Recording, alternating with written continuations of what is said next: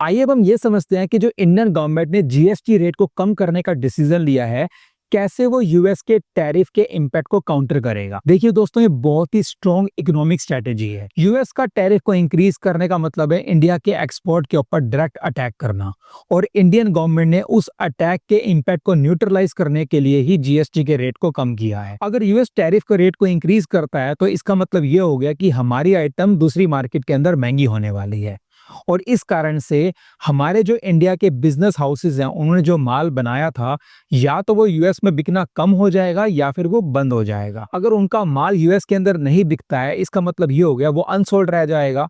तो यहाँ पे इंडिया ने क्या किया, उन आइटम के ऊपर टैक्स की लायबिलिटी को ही कम कर दिया। इससे क्या होगा, उनका रेट हमारी डोमेस्टिक मार्केट के अंदर ही कम हो जाएगा। रूल ऑफ इकोनॉमिक्स हमेशा में ये बात कहता है कि जब भी किसी आइटम का प्राइस कम होता है तो उसकी डिमांड बढ़ती है। अगर हमारी डोमेस्टिक मार्केट के अंदर वो प्रोडक्ट सस्ते दाम पर अवेलेबल होगा तो हम ही उसको खरीद लेंगे।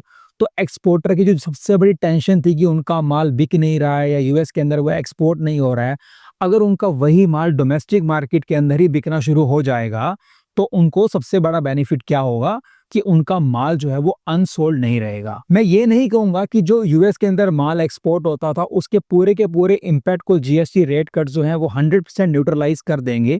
शायद ऐसा ना हो पाए, लेकिन काफी सिग्निफिकेंटली कम जरूर कर देंगे।